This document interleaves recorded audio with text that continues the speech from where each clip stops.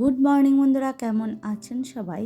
Saha session ফ্যামিলির নতুন আরও একটি ব্লগে আমি আপনাদের সবাইকে স্বাগত জানাই। আজকে আবার একটা নতুন দিন, নতুন সকাল। আর সকালবেলা সমস্ত কাজ সেরে চলে এলাম রান্নাঘরে। রান্নাটা একটু তাড়াহুড়া করেই করছি, কারণ আজকে একটুখানি আমাকে বেরোতে হবে। তো রান্নাবান্না সেরে মেয়েকে খাইয়ে স্কুল পাঠিয়ে দেবো, দেন আমি রেডি হব, তারপরে বেরোবো। তো কোথায় কোথায় যাব আর কি কি করব সবটাই আপনারা জানতে পারবেন। তো পুরো ভিডিওটা দেখতে থাকুন। আর এইবারের বছরের এই প্রথম নিমপাতা, তাও আমার মা পাঠিয়েছে। নিমপাতা কারা কারা খেতে পছন্দ করেন? আমার কিন্তু খুব প্রিয় জিনিস হচ্ছে নিমপাতা।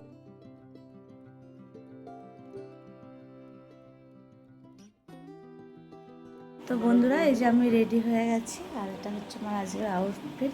আর এখান থেকে চলে যাব মেয়েকে নিয়ে তারপরে হচ্ছে পৌঁছে যাব মেয়ের স্কুলে যাব, মেয়েকে নেব, তারপরে একটুখানি কেনাকাটা আছে সেগুলো সারবো। তো চলুন যেতে লাগি, আর সব বন্ধ করতে লাগি।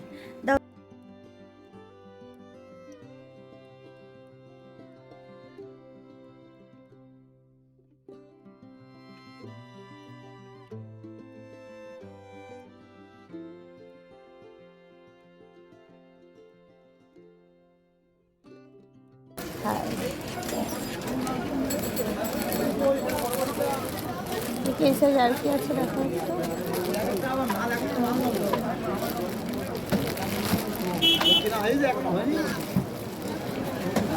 এটা তোলো, এটা লাগবে না। আমি এখন একটু খেলনার দোকান আমার রাস্তা যাবো।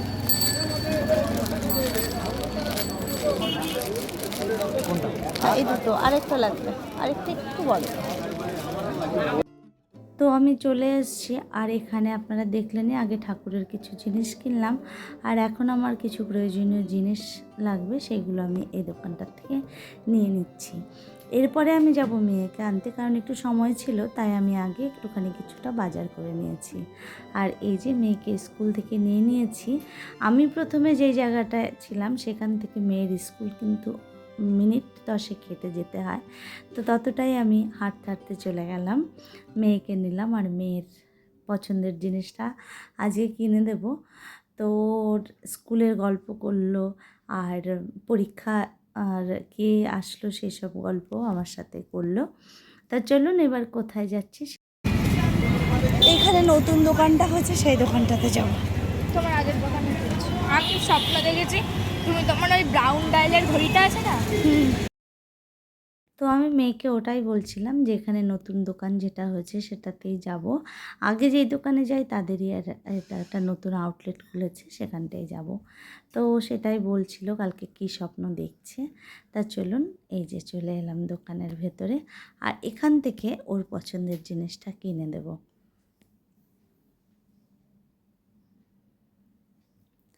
এই দোকানটা বেশ বড়, আগের দোকানটা আর একটু ছোট ছিল। এদের এই দোকানটাতে আমি মাধ্যমিক পরীক্ষা দেওয়ার সময় থেকে আসছি, আর এইবার মেয়ে ক্লাস 9, তো মেয়েকেও নিয়ে এলাম। তো এখানে মেয়ে দেখলো, পছন্দ করলো, আর কী নিল সেটা পরে দেখাচ্ছি। আর এখানে এসছি হলো একটা বেডিং স্টোরে। তো এখান থেকে কিছু বালিশের কভার নেব। আর হোয়াইট আমার সব সময় পছন্দের একটা কালার, বিশেষ করে বেড কভার, বালিশের কভারের জন্য হোয়াইটটাকে আমি ভীষণ পছন্দ করি। আমার কোথাও মনে হয় যেন হোয়াইট বেড কভার এবং বালিশের কভার যাই হোক, মানে বেডের জন্য এর ভীষণ এলিগেন্ট লাগে আমার কাছে, আর আমি সেই কারণেই দেখছিলাম। তো এই যে বাড়ি পৌঁছে গেলাম বাজার টাজার নিয়ে। তো এখন কি করব, এখন অনেক কাজ আছে। মেশিনে দিয়ে গেছিলাম, সেইগুলো নিয়ে ছাদে যাব, মেলবো। তারপরে হচ্ছে বাজারে এনে রেখে গেছে, বাজারটাকে তুলবো। তারপরে হচ্ছে গিয়ে কী করব, সেগুলো করব। তো যাই হোক, আজকের মতন এখন রাখো, পরে আবার কথা বলছি। যাওয়ার সময় মেশিনটাকে চালিয়ে রেখে গেছিলাম, আর এখন হচ্ছে কাঁচা কমপ্লিট হয়ে গেছে, এখন এগুলোকে মেলতে নিয়ে যাব। ড্রেস চেঞ্জ করেই একেবারে চলে এসেছি ছাদে, এগুলো মেলে দিলাম। রোদটা চলে যাচ্ছে, তো বেশি সময় লাগবে না, অল্প একটু সময় মধ্যে হয়ে যাবে। আর এই হচ্ছে এই ব্যাপার, মেলে দিলাম সব কিছু। রোদটা থাকতে থাকতে, এখনও খাইনি, প্রচণ্ড খিদে পেয়ে গেছে জানেন। এত খারাপ লাগছে কি বলবো, সকালবেলায় কোনো রকমে খেয়ে বেরিয়ে গেছি। আর হচ্ছে মাছটাও রান্না করে যায়নি, লবণ হলুদ মাখিয়ে রেখে চলে গেছিলাম যে এসে রান্না করব বলে। তা চলুন মাছটা এখন রান্না করে নিই। মাছটাকে লবণ হলুদ মাখিয়ে রেখে গেছিলাম, আর কিভাবে রান্না করব, কী মশলা দিয়ে রান্না করব কিছুই ভালো লাগছিল না। কোথাও একটা মনে হচ্ছিলো যেন কখন রান্নাটা কমপ্লিট করব আর কখন খাবো। তো এবার হচ্ছে মাছটাকে একটুখানি ভেজে নিয়েছি, তো মনে হলো যেন একটুখানি সর্ষে দিয়ে যদি করি তো তাড়াতাড়ি হবে।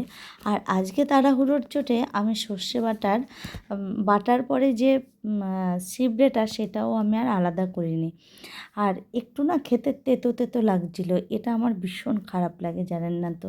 ওই কারণেই যখনই আমি সর্ষের কোনো আইটেম রান্না করি তখন আমি কি করি, সর্ষে কাঁচা লঙ্কা এবং টমেটো পেস্ট করলে পরে আমি এটাকে ভালো করে একটুখানি সেঁকে নিই। তাহলে কি আর তেতো ভাবটাও চলে যায়, আর সঙ্গে হচ্ছে সর্ষে বাটা খেলে যে পেটের যে সমস্যাটা হয় সেটাও থাকে। পেকুলিয়ার রান্না যাই হোক, একটা ছোট্ট টিপস আপনাদের জন্য। আর এইভাবে আমি তাড়াতাড়ি করে রান্না করলাম, মশলাটাও খুব কষালাম না, ভাজা মাছের ভাপার মতো করে লবণ হলুদ টলুদ দিয়ে সব কিছু মশলা দিলাম, দিয়ে আমি একটু কাঁচা দিয়ে দিয়ে নেড়ে চেড়ে দিয়ে ঢাকা দিয়ে দিয়েছিলাম। আর এটা হয়ে গেছে, এখন হচ্ছে ভাত করতে হবে। গুড ইভিনিং সবাইকে। এখন সন্ধ্যে 8:30 মতন বাজে, আর আমার বাড়িতে এসছেন নীলনাথ, শিবগৌরী সবাই আজকে এসছেন। তা চলুন আমার সাথে এনজয় করুন।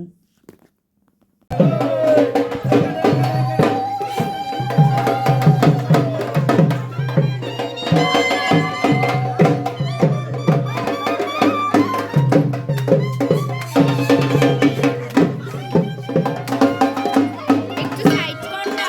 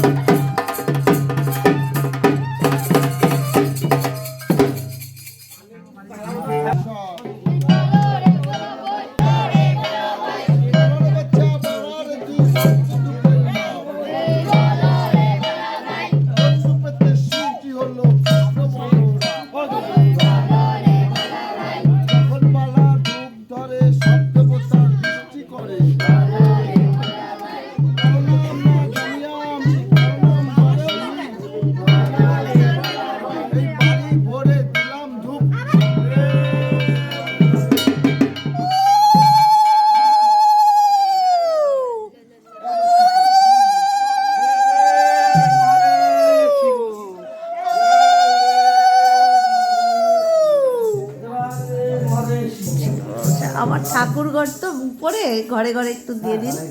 হ্যাঁ, ঠাকুরঘর উপরে আমার।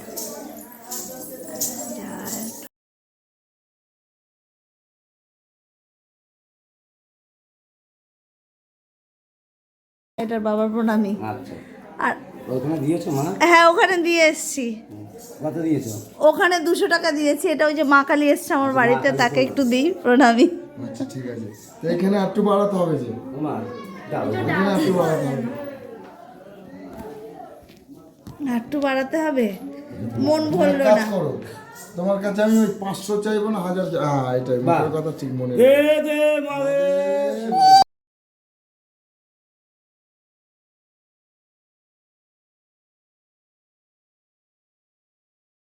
তারা এখানে কামনা না করে বেরিয়ে গেছিলাম। ঈশ্বর মঙ্গল ভক্তি সিদ্ধি করে বিপদাব দূর করায় মহাদেব মহাতারা কবি চরণ সর্বাগী মহাদেব হাত দে।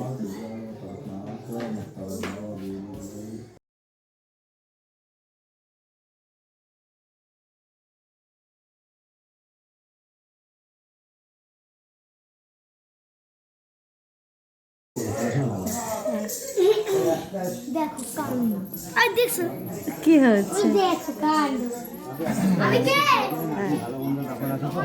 আচ্ছা আচ্ছা আচ্ছা, বুঝতে পেরেছো কি বলেছি?